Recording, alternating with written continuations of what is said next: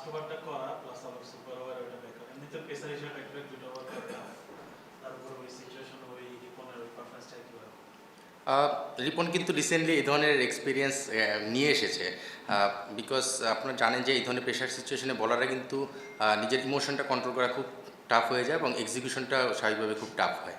তো রিপন যেহেতু রিসেন্টলি এই ধরনের এক্সপিরিয়েন্স নিয়ে এসেছে সাকসেসফুলি, তো স্বাভাবিকভাবেই তাকে সেটা ব্যাক করেছে এবং আমরাও খুব কনফিডেন্ট ছিলাম যে রিপন পারবে। আর আপনি যেটা বললেন যে পরপর দুটো ওভার, আমার মনে হয় যে প্লেয়াররা কিন্তু 4 ওভার বোলিং করে ম্যাচে, বাট নিশ্চিতভাবেই কিন্তু ম্যাচে প্রয়োজনে আরও বেশি বল করার মতোই নিজেদেরকে প্রস্তুত করে। সো ফিটনেসের জায়গা থেকে রিপন যথেষ্ট ভালো ফিট রয়েছে এবং সুপার ওভারের যে বিষয়টা সেটা তার এক্সপিরিয়েন্সটা তাকে ব্যাক করেছে, কনফিডেন্স দিয়েছে।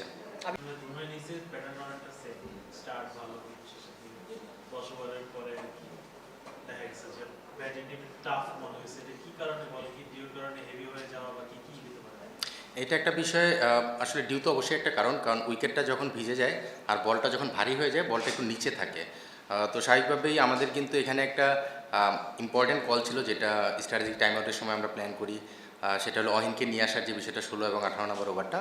এটা অন্যতম একটা কারণ ছিল এটাই যে বলটা নিচু হচ্ছে এবং অহিনের বলটা নিচে থাকার কারণে স্বাভাবিকভাবে লেফট হ্যান্ড ব্যাটসম্যানও ছিল, এই একটা স্ট্র্যাটেজি আমরা সাজিয়েছিলাম। এবং আপনি যেটা বললেন রাইটলি পয়েন্টেড আউট যে যখনই বলটা ভারী হয়ে যায় উইকেটটা বেশি ভিজে যাওয়ার কারণে কিন্তু বল নিচে থাকে, আর সেটা দুই দলেরই কিন্তু ব্যাটিংয়ে দেখা গেছে।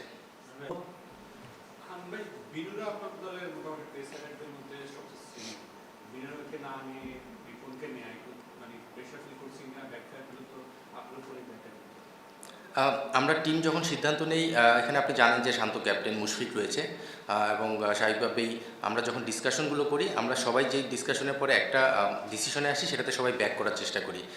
যদি কোনো কারণে কোনো ডিসিশন আমরা ফেল করি স্বাভাবিকভাবে আমরা সবাই নিজেদের সেই দায়টাকে নিজেদের সবার উপর নেওয়ার চেষ্টা করি। এখানে ইন্ডিভিজুয়ালি আমার উপর বা ক্যাপ্টেন বা মুশফিক বা অন্য কারো উপর ব্যাপারটা সেভাবে চিন্তা করি না। সো আমরা যখন কিছু ডিসকাশনের পরে একটা ডিসিশনে আসি সেটা সবার সিদ্ধান্ত এবং টিমের বেস্ট যেটা চিন্তা করা হয় সেটাতে আমরা একমত থাকার চেষ্টা করি।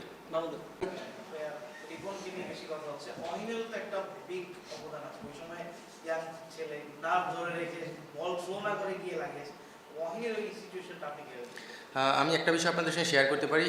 স্ট্র্যাটেজিক টাইম আউটের সময় যখন আমি মাঠে গেলাম তখন অহিন বোলিং করছিল এবং অহিনকে যখন জিজ্ঞেস করলাম অহিন কী অবস্থা, কনফিডেন্স আছে কিনা, তো অহিন বলতেছিল যে স্যার আমি জিতে দেবো ইনশাল্লাহ, বিশ্বাস রাখেন।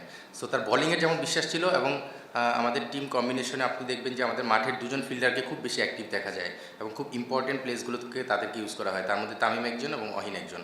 সো অহিন নিশ্চিতভাবে আমাদের টিমের one of the best fielder এবং তার সেই মানে ফিল্ডিংয়ে সেটা কিন্তু সে সবসময় দেখিয়ে থাকে, এখানেও কিন্তু নিশ্চিতভাবে সেটা প্রমাণ রেখেছে রান আউটটা করে।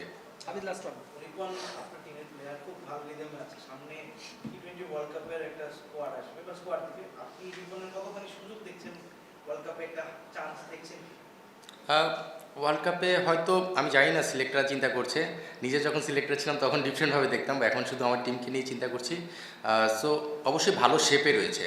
আমি সবসময় একটা জিনিস বলি যে প্লেয়াররা স্পেশালি পেস বোলাররা বা বলাররা যখন ভালো রিদমে থাকে, শেপে থাকে, তখন তাদেরকে নিয়ে যে কোনো বড় ইভেন্ট বা বড় জায়গায় চিন্তা করা যায়। সো নিশ্চিতভাবেই রিপন ভালো শেপে রয়েছে, ভালো রিদমে রয়েছে, তাকে নিয়ে নিশ্চিতভাবে সিলেক্টরদের কিছু চিন্তাভাবনা রয়েছে। বাট আপনি কাকে ড্রপ করে তাকে নেবেন সেটাও চিন্তা করতে হবে। সো একটা ভালো সমস্যা বা আপনি বলতে পারেন একটা মধুর সমস্যা সিলেক্টরদের সামনে থাকবে, নিশ্চিতভাবে তারা চিন্তাভাবনা করে সিদ্ধান্ত নেবেন। সব ধরনের খেলার খবর পেতে সাবস্ক্রাইব করুন, সঙ্গে থাকুন খেলার পাতার।